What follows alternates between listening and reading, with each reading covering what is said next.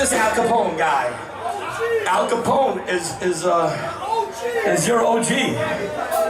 We got a couple in New York, but not like Al Capone. Chicago, keep it up, Chicago. Keep your city nice. New York is a bunch of fucking pussies and glass buildings now.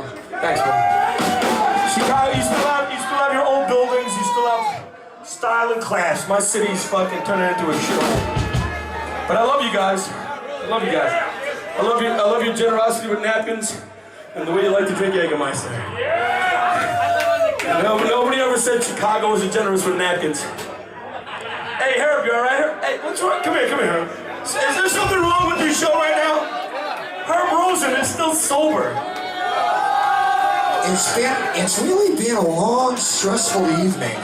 And, I got all my pals here and I had a bunch of whiskey. I've also been forced to drink Jägermeister, which doesn't get me drunk ever. I got a lot of whiskey now.